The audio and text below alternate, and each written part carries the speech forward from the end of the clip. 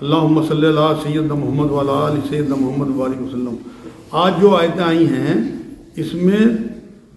کائنات کی تخلیق اللہ نے 6 دن میں کی، اس سے متعلق چیزیں ہیں، تو میں آپ کو تخلیق کائنات کے متعلق ہی جو حضور صلی اللہ علیہ وسلم کی تعلیمات ہیں وہ بتا دوں، اور کس طرح انسان کی تخلیق ہوتی ہے وہ بتا دوں۔ 2-3 حدیثیں ہیں، سن لیں انشاءاللہ تعالی، تو آپ کو ذہن نشین ہو جائیں گی چیزیں۔ حضرت ابو ہریرہ رضی اللہ تعالیٰ عنہ سے روایت ہے کہ رسول اللہ صلی اللہ علیہ وسلم نے فرمایا کہ اللہ تعالیٰ نے آسمان اور زمین اور جو کچھ اس میں درمیان میں ہے 6 دن میں پیدا کیا، اور 7ویں دن عرش پر مطمئن ہوا۔ اللہ تعالیٰ اللہ نے اتوار کو زمین، پہاڑ، پیر کو درخت، منگل کو بری چیزیں، بدھ کو نور، جمعرات کو مویشی اور جمعے کو عصر کے بعد آدم علیہ السلام کو پیدا کیا، اور آدم کی تخلیق سرخ، سیاہ، پاک اور ناپاک مٹی سے کی، اور اسی سبب سے بنی آدم میں طیب اور خبیث دونوں چیزیں ہیں۔ صحیح بخاری کی حدیث پاک ہے۔ یہ جو میں آپ کو بتا رہا تھا چھٹی کا دن، 7واں دن جو سنیچر کا دن بتایا نا، اسے سبت کا دن بھی کہتے ہیں، تو سب جو ہے وہ کاٹنے کو، قطع کرنے کو کہتے ہیں، تو اس دن تخلیق نہیں ہوئی، تخلیق کٹی، تو اس لیے اسے سبت کا دن بھی کہا جاتا ہے۔ اب یہ دن تو میں نے آپ کو بتا دیا کتنے بڑے، تو متشابہات میں سے ہے، لیکن اللہ رب العزت کا جو قیامت والا دن ہے 1000 سال والا، اس میں لگتا ہے کہ یہ ساری تخلیق ہوئی ہوگی، کیونکہ جب تک سورج چاند نہیں بنے تھے۔ سورہ اعراف کی 54 نمبر آیت میں اللہ نے آسمان اور زمین کو 6 دن میں بنایا، اور پھر عرش پہ جا کے بیٹھا،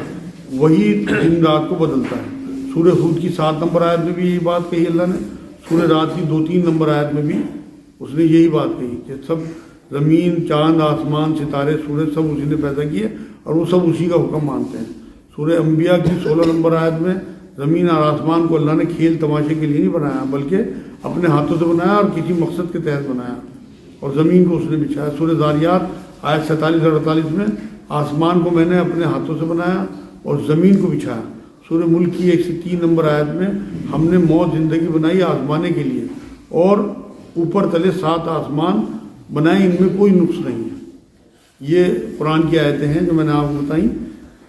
سورہ لقمان کی 10 نمبر آیت میں اللہ نے آسمان کو بنا ستون کے زمین پہ پہاڑ ڈال دیے، آسمان کو بنا ستون کے۔ آپ کو آسمان میں کوئی پلر نظر نہیں آئے گا، آپ چھوٹی سی بھی بلڈنگ بناتے ہیں بنا پلر کے نہیں بنتی، لیکن اللہ رب العزت نے اتنا بڑا آسمان، جو آسمان دنیا ہے، آپ اس پہ نظر ڈال کے دیکھیں، آپ کو کہیں کوئی نقص نظر نہیں آئے گا، کوئی پلر نظر نہیں آئے گا۔ تو ایسے 7 آسمان ہیں اوپر تلے، تو یہاں اللہ نے یہ بات کہی کہ بنا ستون کے بنا دیا، اور زمین پہ پہاڑ رکھ دیے تاکہ زمین ہلے نہ۔ یہ بات بھی اللہ نے بار بار کہی کہ اللہ نے میخوں کی طرح پہاڑوں کو گاڑ دیا زمین میں۔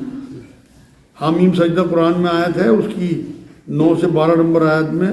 2 دن میں زمین بنائی اور 4 دن میں سامان زندگی۔ سورہ احقاف ہے، اس کی 3 نمبر آیت میں زمین آسمان کچھ مدت کے لیے بنائے،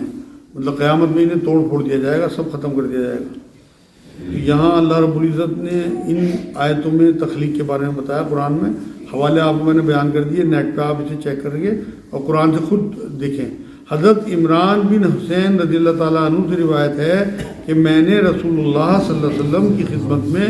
مسجد میں حاضر ہوا، آپ صلی اللہ علیہ وسلم کے پاس یمن کے لوگ آئے اور بولے کہ ہماری حاضری کی عوض دینی امور میں سمجھ حاصل کرنا اور ابتدائے رنش کے متعلق دریافت کرنا ہے۔ آپ صلی اللہ علیہ وسلم نے فرمایا کہ بس اللہ ہی تھا اور کوئی شے اس سے قبل نہ تھی، اور اللہ تعالیٰ نے زمین اور آسمان کو پیدا کیا اور ہر شے کو لوح محفوظ میں لکھ دیا۔ صحیح بخاری جامع ترمذی یہ حدیث پاک ہے۔ مطلب خدا جو ہے یہ فارسی کا لفظ ہے، فارسی کا، اور یہ خود سے بنا ہے، وہ خود سے ہے، اور پھر اس نے سب کچھ تخلیق کیا۔ خدا خود سے ہے، اس سے پہلے کچھ نہیں تھا، اس کے بعد کچھ نہیں ہوگا، اور اسی نے پھر سب کچھ پیدا کیا۔ انسان کی تخلیق بھی آپ سن لیں کیا فرمایا نبی اکرم صلی اللہ علیہ وسلم نے۔ حضرت عبداللہ بن مسعود رضی اللہ تعالیٰ عنہ سے روایت ہے کہ اللہ کے صادق و مصدوق پیغمبر صلی اللہ علیہ وسلم نے ہم سے بیان فرمایا کہ تم میں سے ہر ایک کا مادہ تخلیق اپنی ماں کے پیٹ میں 40 روز تک نطفہ کی شکل میں جمع رہتا ہے، اس کے بعد اتنی ہی مدت خون کی شکل میں رہتا ہے، پھر اتنی ہی دنوں وہ گوشت کا لوتھڑا رہتا ہے، پھر اللہ تعالیٰ 4 باتیں دے کر ایک فرشتے کو بھیجتا ہے، مطلب جب 4 مہینے کا بچہ پیٹ میں ہو جاتا ہے تب یہ فرشتہ اس کے اعمال، اس کی عمر کی مدت، اس کی موت کا وقت اور اس کے رزق لکھ دیتا ہے،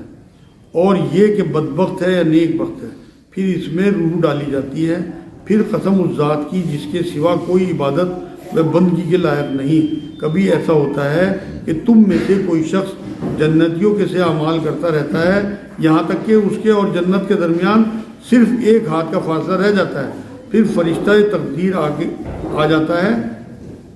نوشتہ تقدیر آگے آ جاتا ہے اور وہ دوزخیوں کے عمل کرنے لگتا ہے اور انجام کار دوزخ میں چلا جاتا ہے،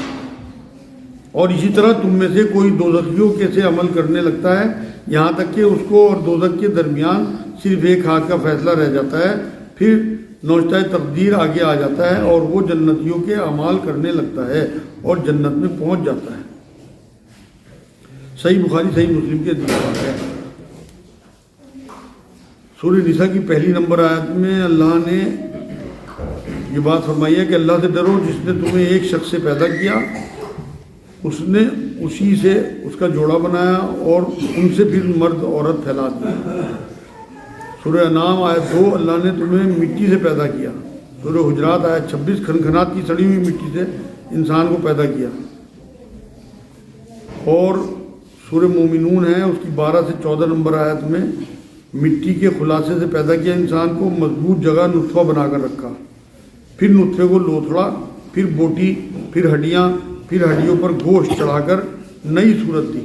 سورہ فرقان آیت نمبر 54 اللہ نے پانی سے آدمی کو پیدا کیا،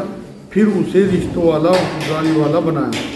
سورہ حجرات آیت 13 ایک مرد عورت سے انسان کو پیدا کیا، پھر قوم و قبیلوں میں اسے بانٹ دیا تاکہ تم ایک دوسرے کو پہچان سکو۔ سورہ دہر آیت 2 اور 3 نطفے سے پیدا کیا انسان کو تاکہ آزمایا جا سکے، پھر راستہ دکھایا چاہے وہ شکر گزاری کرے اور چاہے وہ ناشکری کرے۔ یہاں 2 باتیں ہیں، ایک تو یہ اللہ نے بات کہی ہے کہ اس حدیث میں کہ فرشتہ آگے 4 ماہ کا جب پیٹ میں بچہ ہوتا ہے تو اس کی تقدیر لکھ جاتا ہے۔ تو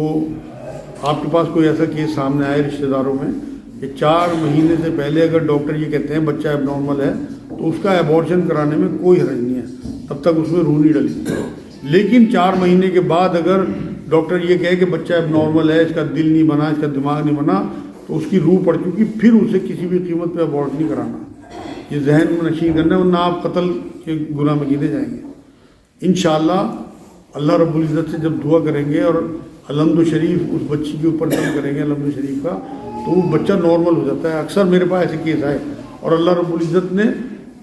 تڑپتے رہے ماں باپ بھی کہ ایبورشن کی اجازت بھی دے رہے ہیں، مطلب میرے بارے میں، لیکن پھر بعد میں اللہ نے نارمل بچہ کر دیا۔ ڈاکٹر نے ساری ان کی جو تحقیق ہے وہ دھری رہ گئی، ان کے سارے الٹرا ساؤنڈ ساری، تو اللہ تخلیق کرتا ہے اور جب ہم اس سے ریکویسٹ کرتے ہیں تو وہ سنتا بھی ہے، مانتا بھی ہے، بس یہ یقین کی بات ہوتی ہے۔ دوسرے یہاں جو اللہ رب العزت نے یہ بات کہی ہے نا کہ ایک مرد عورت سے پیدا کیا اور پھر اسے قبیلوں میں بانٹ دیا، تو یہ جو ہمارا برادری واد ہے نا، شادی نہیں کرتے، ایک دوسرے پہ الزامات لگاتے ہیں، دوسروں کو حقیر سمجھتے ہیں، یہ برادری کم تر ہے، ہم بڑے ہیں۔ نبی نے فرمایا کہ کسی کو بھی کسی پہ کوئی فوقیت نہیں ہے، نہ عربی کو اجمی پہ نہ اجمی کو عربی پہ۔ فوقیت کا جو معیار بیان کیا آخری خطبے میں بھی اور اسی صورت کی آیت میں، وہ تقویٰ ہے۔ جو بھی متقی پرہیزگار ہو، آپ کی نظر میں چاہے کتنی گری ہوئی برادری کا ہو، آپ کی نظر میں، اللہ کی نظر میں تو مومن ہے ایک بار کلمہ پڑھنے کے بعد، تو تقویٰ وہ متقی پرہیزگار ہے۔ اس کی بہت بڑی مثال جو ہے وہ حضرت بلال رضی اللہ تعالیٰ عنہ ہے۔ ابھی دیکھو نا، حبشی تھے اور کالے کلوٹے بالکل، اور حضرت عمر انہیں سردار کہتے تھے کیونکہ نبی نے کہا سیدنا بلال کہلاتے، سیدنا وہاں بڑی اپادھی تھی، جیسے یہاں ہمارے یہاں مولانا کہتے ہیں نا کسی کو، اور اسے لقب دیا جاتا ہے، عزت دی جاتی ہے، اس طرح کا لقب تھا وہاں اس ٹائم سیدنا۔ تو اور بلال کی حالت اگر آپ کو بتاؤں میں کیا تھی نا، آپ نے دیکھے نہیں سوڈان وغیرہ کے لوگ، کبھی جو لوگ عمرے پہ حج پہ گئے نا، وہ دیکھیں 6 ساڑھے 6 7 فٹ کے کالے کلوٹے، یہ لمبے لمبے ہاتھ، بڑے بڑے چہرے، بڑے بڑے چوڑے ہونٹ، مطلب دیکھنے کو طبیعت نہ چاہے، لیکن اللہ نے نبی کے ذریعے بشارت دی کہ نبی نے آگے پوچھا معراج کی رات سے جب اگلے دن یا تیسرے دن کب کی بات ہے حضرت بلال سے کہ بلال تیرا ایسا کون سا عمل ہے کہ تیری آواز جو ہے پیروں کی میں نے جنت میں سنی.